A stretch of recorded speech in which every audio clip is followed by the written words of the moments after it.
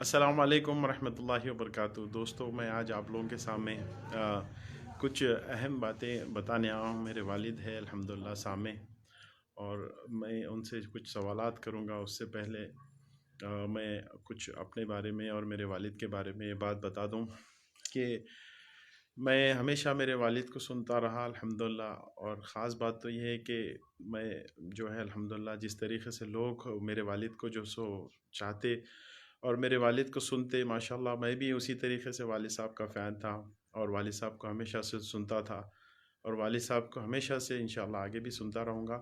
کافی سارے معلومات ہوتے ہیں، اور عام طور پہ واٹس اپ گروپوں میں باہر میں بہت ہی زیادہ بولتا ہوں، لیکن میں جب بھی بڑوں کے سامنے رہتا ہوں اور میرے والد کے سامنے ہوتا ہوں تو میں صرف سنتا ہوں، اس لیے کہ الحمدللہ سیکھنا سننے میں ہی بہت سارے چیزیں ہم سیکھ سکتے ہیں الحمدللہ۔ اور جیسا کہ خیال و خواب کیا کیا وقت کے ہاتھوں بکھرتے ہیں، پرندے شام ہونے پر بلندی سے اترتے ہیں، بڑی نازک سزا دی وقت نے راحت پسندی کی، جو کل مرنے سے ڈرتے تھے وہ اب جینے سے ڈرتے ہیں۔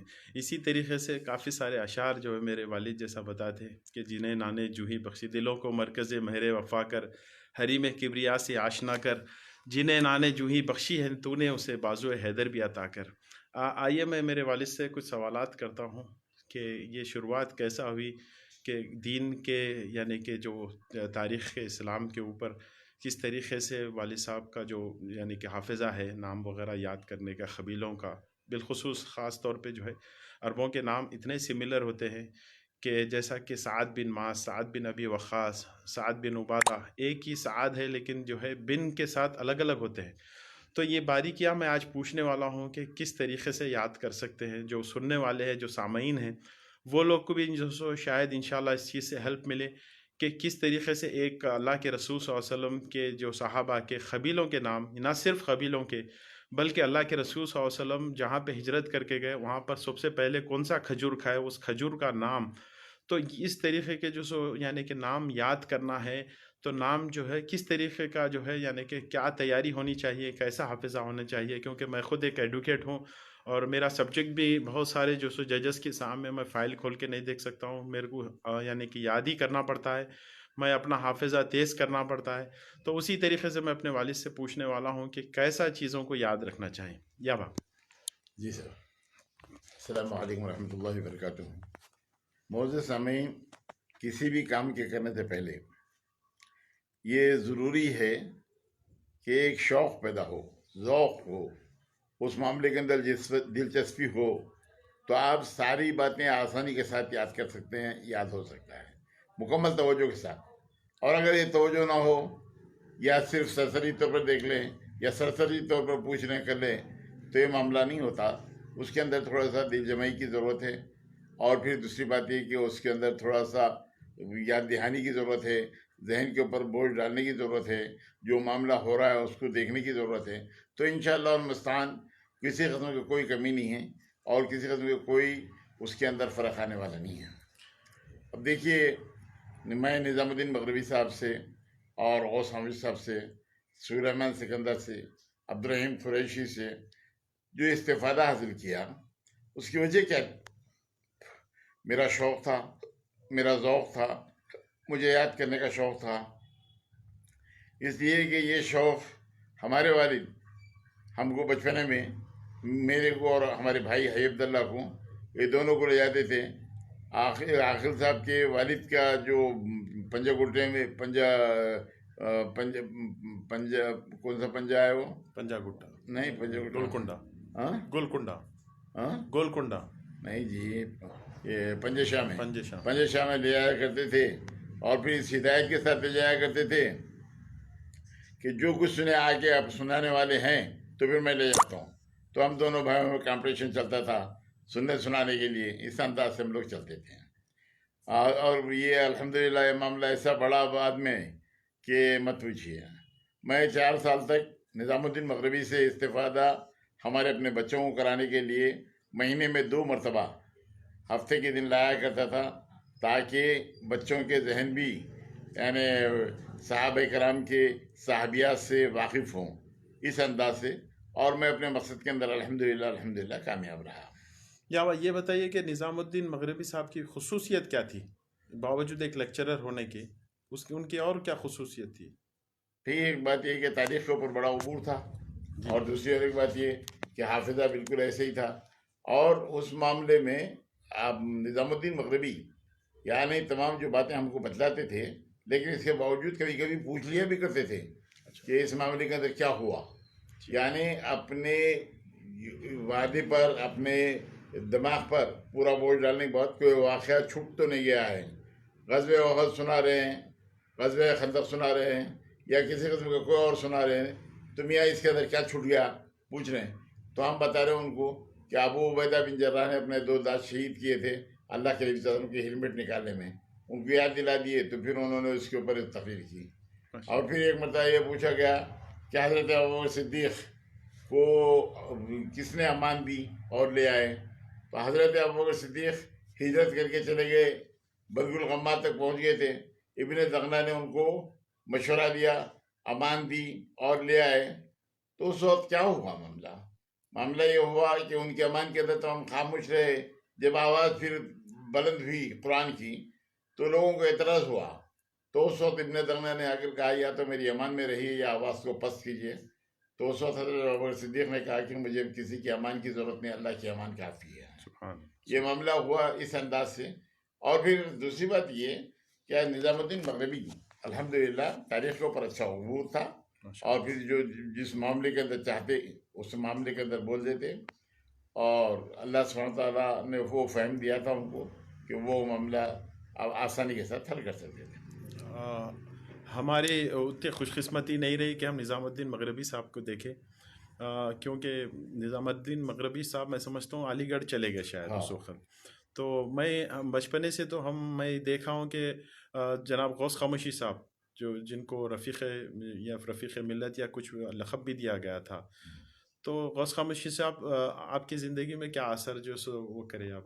دوسری بات کیا، میری ہمت افزائی کرنے میں، میرے کو بڑھاوا دینے کے اندر جو غوث خاموشی صاحب نے کام کیا، یعنی پہلی تقریر سننے کے بعد میری وہ تقریر تھی صلح حدیبیہ سے فتح مکہ تک، مکہ مسجد لائبریری ہال میں.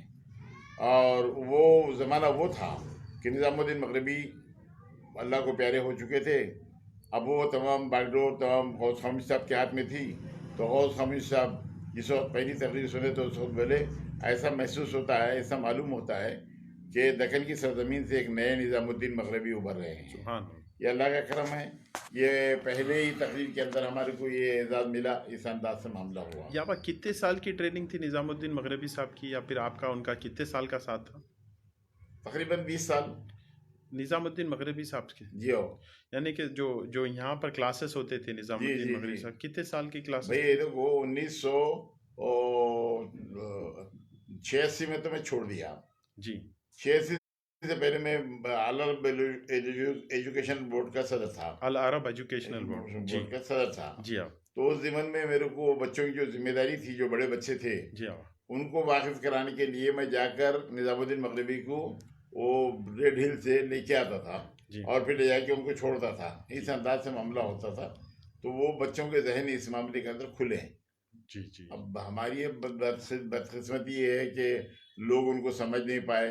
وہ بولے یہ گرما کے دنوں کے اندر سونے کے وقت میں، آرام کے وقت میں ان کو لے کے آ گئے تو کون سنو گے کرے گا. کسی بات لوگ اس قسم کے بھی اعتراضات کرتے رہے. وہ تو اعتراضات ہر زمانے میں ہوتے رہے ہیں اور ہر زمانے میں ہوں گے. یعنی کہ 4 سال 5 سال کا جو سفر ساتھ تھا آپ کا ان کا، جو اسکول 4 سال تھا، 3 سال تھا، 4 سال تو میں مدرسے کے لیے لایا بچوں کے لیے. جی بھائی میرے کو یہ بتائیے 4 سال پہلے اور 4 سال بعد، یعنی کہ ان سے جو ہے آپ، یعنی کہ ان سے دور رہنے کے بعد آپ کے اندر کیا تبدیلی ہے، اور 4 سال پہلے کیا محسوس کرتے تھے؟ میں اس سے پہلے بالکل یعنی تاریخ اسلام کے معاملے میں زیرو، یعنی پیسہ کسی قسم کی کوئی معنی نہیں تھی. لیکن اس کے باوجود کریت کے ایک سوال کرنا، پھر ان کا جواب لینا، وہ پھر سوال کرنا، پھر جواب لینا کرنا. تو اس معاملے میں کے اندر ہوا یہ کہ ذہن بنا، اور ذہن بننے کرنے کے بعد وہ جس وقت نظام الدین مغربی علی گڑھ چلے گئے تو ایک موقع ایسا بھی آیا کہ حضرت سلمان فارسی کے تعلق سے میں اپنی مسجد کے اندر بیٹھا ہوا کچھ سنا رہا تھا، اور نظام الدین مغربی وہاں پر یعنی لیٹے ہوئے تھے، اور وہ اور سے سننے لگے کہ میرے بولنے کا انداز ایسا ہے، میں اس انداز سے بول رہا ہوں. बड़ा खुश हुए। उसके बाद उनकी अपनी ज़िंदगी के अंदर कहीं तकरीर करने का मेरे को मौका नहीं मिला, लेकिन उनके जाने के बाद जब ये जिम्मेदारी मुझ पर आ गई तकरीरें करने की, तो उनको जो उन्वान तामीर मिल्लत में दिया जाता था, एक मुहाजिर एक अंसार, वो जिम्मेदारी मुझे सौंपी गई। तो अल्हम्दुलिल्लाह उसके बाद मुसलसल यानी ये उन्वान के ऊपर मेरे तकारीर वहाँ पर होते रहे। न सिर्फ इसके ऊपर बल्कि तामीर मिल्लत के अंदर तो मेरे तकारीर बहुत ज़्यादा रहे और मैं उनके ऊपर मुकम्मल तौर पर आप अल्हम्दुलिल्लाह तामीर मिल्लत के आप गोल्ड मेडलिस्ट भी है जी। जी हाँ। अल्हम्दुलिल्लाह। इसलिए कि उसके ऊपर जब ये उन्वान आया था सुलह हुदैबिया से फतेह मक्का तक, तो सबसे बड़ा एजाज़ मुझे ही मिला था। अल्हम्दुलिल्लाह। या भाई ये 4 साल के अंदर यानी कि आप अपना उस्ताद जो है निज़ामुद्दीन मगरबी को मानते हैं कि आप उनके सोहबत में रह के उनके साथ रह के 4 साल में आपके अंदर बहुत ज़्यादा तब्दीलियाँ आ गई अल्हम्दुलिल्लाह। तो मतलब या 4 साल के बाद सिलसिला शुरू हो गया जी हाँ, अल्हम्दुलिल्लाह। उनकी वफ़ात के बाद सिलसिला शुरू हो गया और आखिरी सफ़र हुस्न इत्तेफाक के निज़ामुद्दीन मगरबी और मैं दोनों सीधा यहाँ से चले। मैं जा रहा था लखनऊ उस वक्त नदवे में बच्चों को शरीक करने के लिए। तो उस वक्त हमारा एक बच्चा जिनकी बहन आ जाने की वजह से वो नहीं आ सका साथ में, तो निज़ाम मगरबी साहब को मैं अपने पास ला लिया। हालांकि उनका रिजर्वेशन अलग था, हमारा अलग था। इस अंदाज से आ गए और जहाँ पर टीटी के सामने निज़ामुद्दीन मगरबी और मगरबी साहब के पीछे मैं उनका सामान लिए हुए जा रहे थे। सर्दी के दिन थे, उसके बावजूद मैं पसीने में शराबूर हो गया। तो वहाँ जाने के बाद उन्होंने मुतासिर होते हुए उन्होंने एक ख़त लिखा मुझे कि झांसी के ऊपर आपको बड़ी तकलीफ हुई मेरी वजह से। तो मैं उनको जवाब में लिखा कि तारीख़ इस्लाम के मामले में हमारे मालूमात सिफर के बराबर थे। आपकी सोहबत की वजह से कुछ बोलने के काबिल हुए हम, और दूसरी बात ये इस हिसाब से आप मेरे अतालिक़ हुए, और कुछ देर के लिए मैं अगर के आपकी खिदमत में अगर आ गया हूँ या मैं आपकी कोई खिदमत कर सका हूँ तो ये मेरी खुशनसीबी है।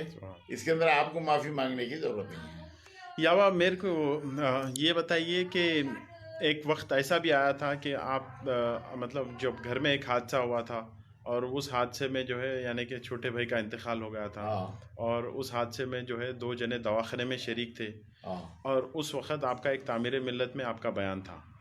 उस वक्त दूसरे दिन अच्छा, तो आप यानी कि उस वक्त तामीर मिल्लत गए, और उस वक्त का वो वाक़या पूरा क्या था, ज़रा वो बताइए। वो मामला ये हुआ कि मेरा एक सफ़र बाहर का हुआ। बाहर से आने के बाद हमारा बच्चा एक गाड़ी लेके गया और एक्सीडेंट हो गया जहाँ मेरी बीवी ज़ख्मी हुई, मेरे 2 बच्चों के पैर ज़ख्मी हुए और एक बच्चे की वफ़ात हो गई। तो दूसरे दिन हमारा एक उन्वान था तामीर मिल्लत में, और मैं जाके जिस वक्त तकरीर कर लिया आके बैठा तो वहाँ चेमे गोयां होने लगी। पूछा गया कि कल क्या आप ही के बच्चे का इंतकाल हुआ था? तो मैंने कहा कि हाँ।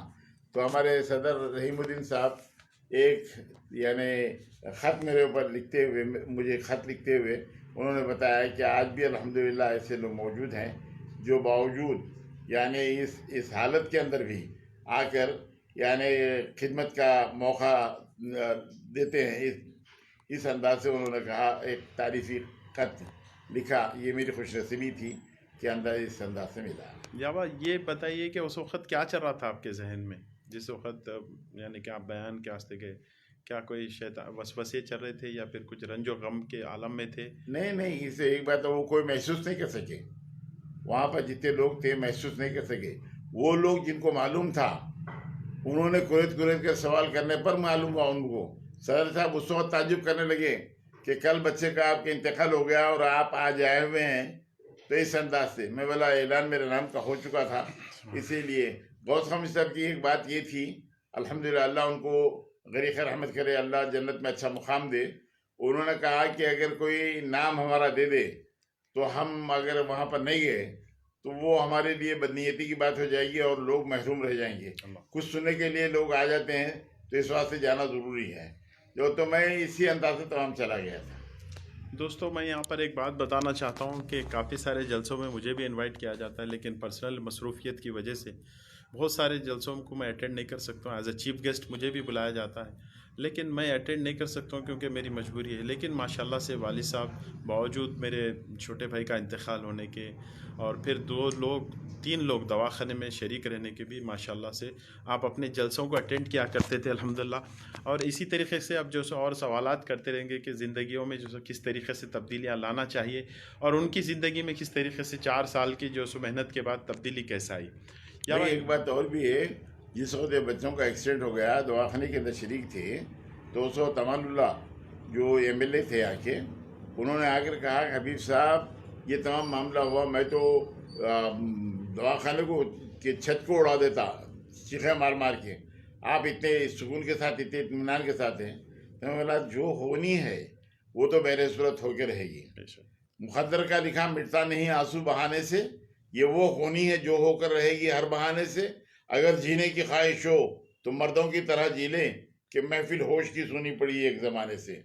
الحمدللہ وہ اللہ سبحانہ تعالیٰ وہ صلاحیت دیا، وہ بات کیا، میں اس انداز سے گیا. اس وقت اسد الدین اویسی صاحب آئے اور انہوں نے دواخانے کے اندر اس بات کی سفارش کی کہ بچے کا قطعی طور پر پوسٹ مارٹم نہ ہو اور اس انداز سے واپس کر دو. تو چنانچہ یہ لوگوں کے میرے پاس احسانات ہیں جن کو میں بھول نہیں سکتا. ایک تو اسد الدین اویسی صاحب کا، دوسرا امان اللہ خان صاحب کا.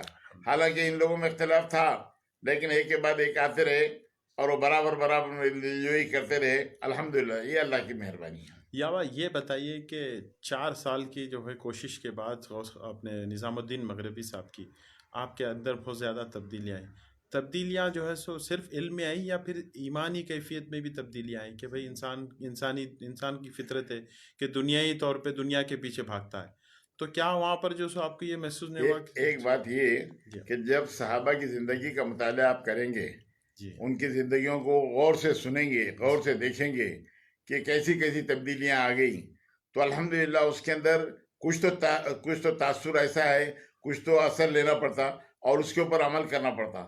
انشاءاللہ المستعان یہ تمام واقعات ہونے کے بعد بھی وہ یعنی صحابہ کے ساتھ جو عشق ہمارا رہا، جو عمل وہ صحابہ کا رہا، اس معاملے کے اندر تھوڑی سی تبدیلی آنا ضروری تھی اور ضروری ہوئی.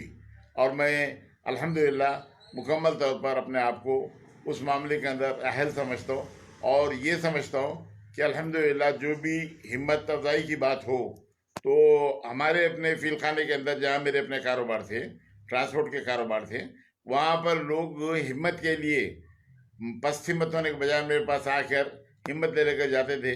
یہ اللہ کا کرم ہے. یہ ان کی اپنی زبان سے جو باتیں ہیں نکلی وہ بات میں آپ کو بتلا رہا ہوں. یاوا یہ تو خیر دینی تعلق تھا، لیکن ماشاءاللہ سے دنیائی تعلق میں دنیائی اعتبار سے کاروبار کے اور مصروفیت کیسا تھے؟ اور ایسا کبھی ہوتا تھا کہ اگر آپ بیان میں اگر جاتے تو یہاں پر کچھ ہدیہ لیتے تھے یا پھر کچھ وہ لوگ کچھ پیش کرتے تو پیسے وغیرہ کچھ دیتے تھے یا پھر کیا تھا اس وقت کا؟ میرا آج تک یہ معاملہ رہا کہ کسی قسم کا کوئی مطالبہ، کسی قسم کی کوئی بات میں اپنے بلانے والوں کے ساتھ نہیں کیا، بلکہ الحمدللہ اللہ کا ایک کرم، اللہ کا احسان رہا کہ میں بالکل بے غرض اس واسطے کہ اللہ سبحانہ تعالیٰ مجھے مستغنی بنایا.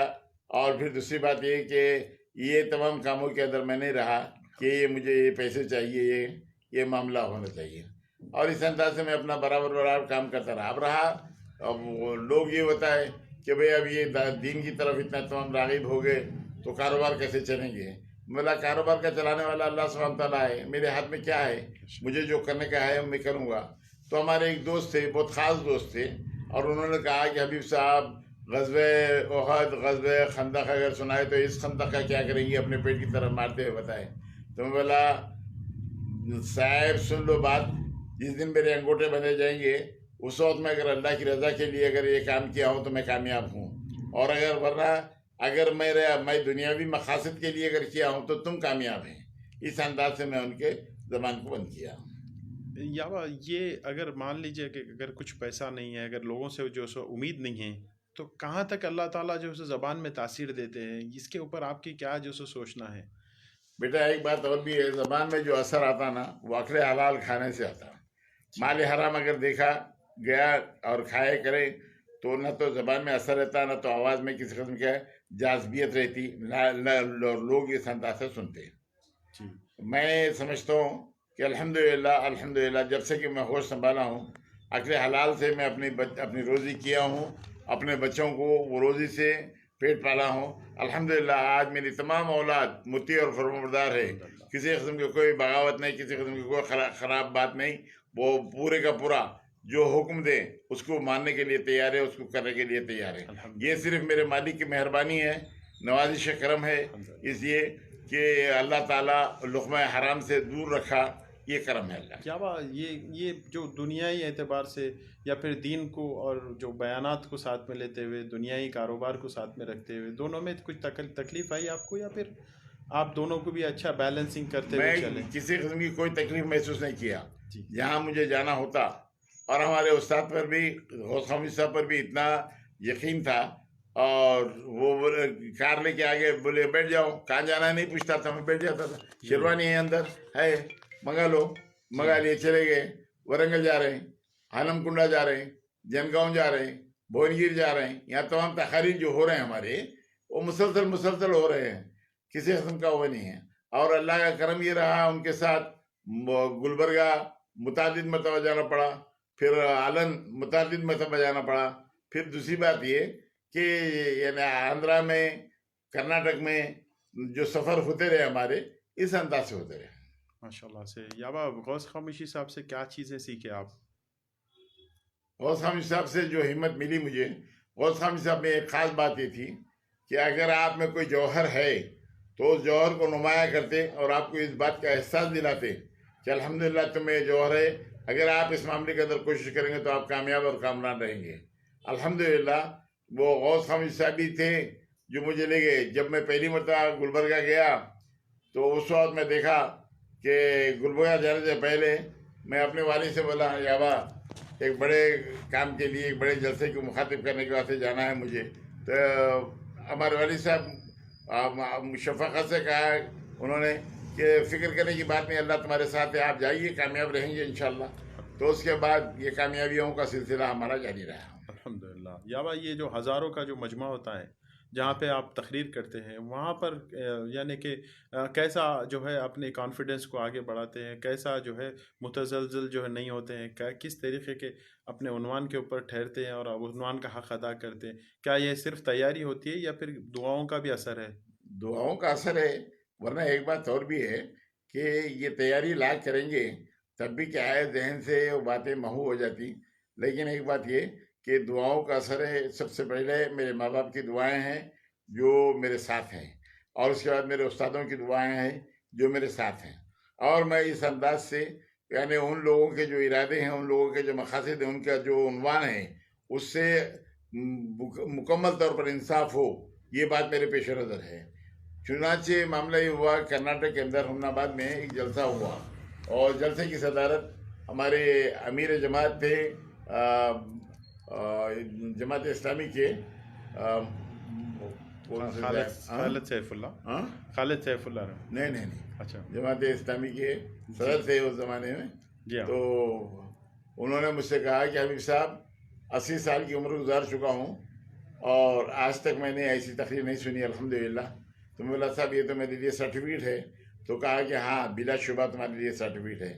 جب آ کے میں غوث خامد صاحب کو سنایا کہ یہ ان کے الفاظ تھے تو وہ میرے سے زیادہ خوش ہوئے۔ الحمدللہ یا یہ بتائیے کہ کافی سارے ہم مقرر کو دیکھتے ہیں جو دیکھتے ہیں کہ کیا بتائیں کہ مشائخین کو جہاں پہ کوئی تقریر کر رہے ہیں تو وہاں پر ان کے ہاتھ کے نیچے 8-10 بچے ہوتے ہیں، ایک ماحول ایسا بناتے ہیں، اور وہ مطلب لوگ کافی سارے زمین پہ نہیں رہتے۔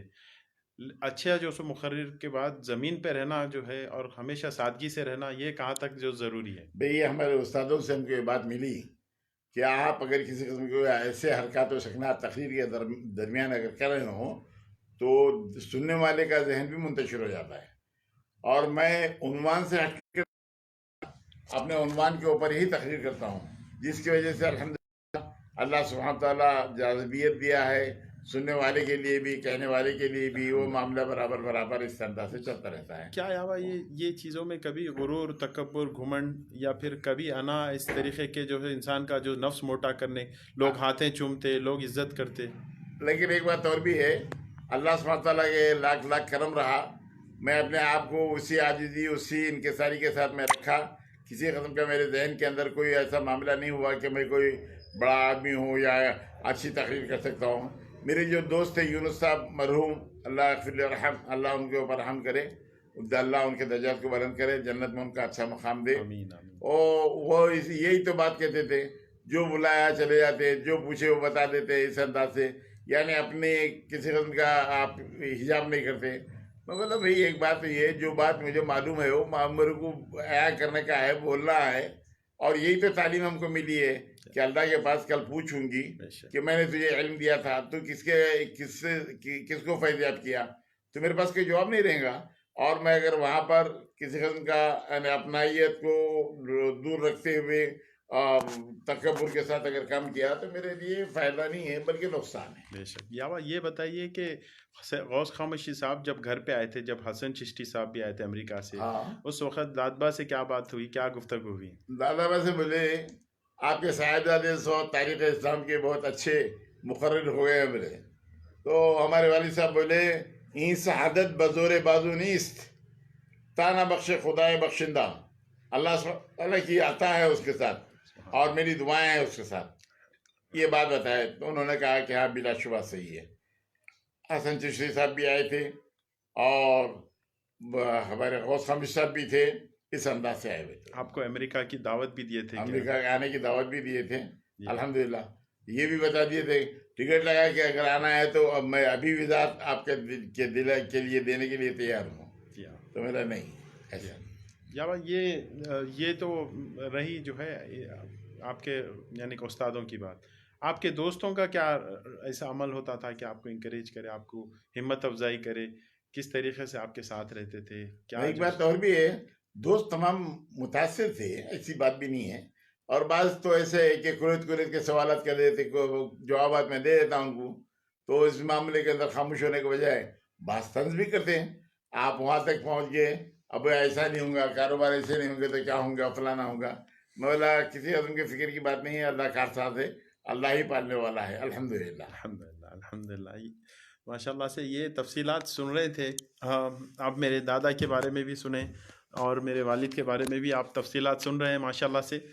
میں اور تھوڑی جو ہے الحمدللہ یعنی کہ اور باتیں کرنا چاہ رہا ہوں، حالانکہ وقت زیادہ ہو گیا، لیکن پھر بھی میں اپنے والد سے باتیں کرنا چاہ رہا ہوں کہ ان کی زندگی میں کس طریقے سے تبدیلی آئی. بنیادی طور پہ میں بنیاد پہ پہنچنا چاہ رہا ہوں کہ انسان کے اندر کس طریقے سے تبدیلی آتی.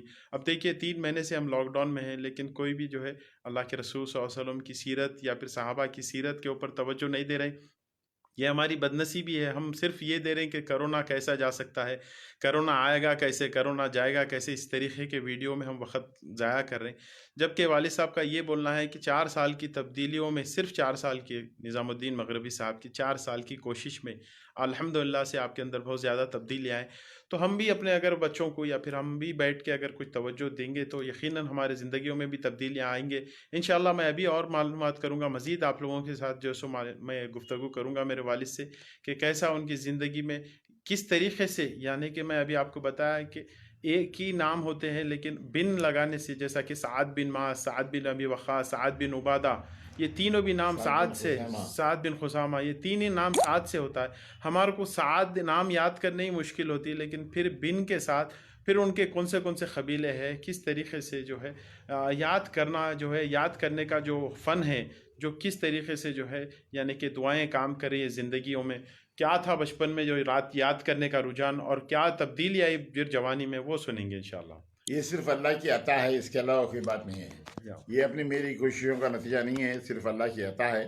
اللہ سبحانہ تعالیٰ وہ نوازش کرم مجھ پر کیا ہے کہ میرے دوست احباب جو مجھ سے بتاتے ہیں کہ تمام باتیں کیسے یاد رہتی، اتنے اور صحابہ کے نام کیسے یاد رہتے ہیں. حال یہ کہ میرے دوست اقبال احمد انجینئر بولتے ہیں آپ اتنے نامہ بولتے ہیں، ہمارے کو بعض اوقات شک ہوتا یہ معاملہ صحیح ہے یا نہیں ہے. تو میں ان سے بتایا کہ بھائی ٹیپ ریکارڈ رکھو اور پورا ٹیپ کر لو، اس کے بعد کتابیں دیکھنا اور اس کے بعد معلوم کرنا. اس واسطے کہ سیدھا تمام پڑھی ہوئی تمام باتوں کو یکجا کرنا اور عنوان کے ساتھ انصاف کرنا، یہ الحمدللہ اللہ کا کرم ہے. یا یہ بتائیے کہ جیسا کہ تاریخ اسلام کا اگر کوئی عنوان ہے تو کیسا یاد کرنا، ہجری سے یاد کرنا کہ پہلے ہجری سے، ہجرت کی واقعات سے یاد دیکھو کرنا؟ ایک بات اور بھی ہے، عنوان تو کیسے بھی سمجھ میں آ جائے گا آپ کے، اگر آپ کے ذہن میں اگر یہ بات ہے کہ میرے کو اس عنوان کے اوپر تقریر کرنا ہے، جیسا اگر کسی قسم کا یعنی انکسار کر رہے ہیں اور ایثار کر رہے ہیں، قربانی کر رہے ہیں، کسی کو دے رہے ہیں، تو اللہ کے نبی صلی اللہ علیہ وسلم کا فرمان کیا تھا جی اور ہمارا عمل کیا ہے، اور پھر یہ حضرت ابو دحدہ کا واقعات کیا ہے، حضرت سعد کا معاملہ کیا ہے، اور پھر یہ لوگ جو جس انداز سے یہ لوگ اپنے قربانیاں دیے، حضرت سعید بن عامر کا معاملہ کیا ہے، یہ تمام کیا ہے بولے تو آپ ایک عنوان دے دیں گے تو اس عنوان کے تحت جو بھی آ جاتا ہے اس کے معاملے کو قبول کر لیتے ہیں۔ ماشاء اللہ۔ کسی صاحب نے مجھ سے ایک سوال کیا کہ آپ کے والد صاحب کو کتنے نام یاد ہوں گے، تو میں بولا یہ تو وہ کتنے نام یاد ہے وہ یاد نہیں ہوں گا، تو وہ بہت ہنسے، انہوں بولے کتنے نام یاد ہے وہ یاد نہیں ہوں گا، اس واسطے کہ بے شمار نام یاد ہے، اور بے شمار قبیلوں کے بھی نام یاد ہے، بے شمار چیزوں کے بھی نام یاد ہے، بے شمار اونٹوں کے بھی نام یاد ہے، اور عرب کی خصوصیت یہ ہے کہ ہر قبیلے کا، ہر خاندان کا، ہر اپنا یعنی کہ کنیت بھی ہے اس کی، کنیت کا بھی جو سو یا بھائی یہ بحیثیت عرب ہونے کے یہ چیزیں آپ کو یاد کرنے میں بہت آسانی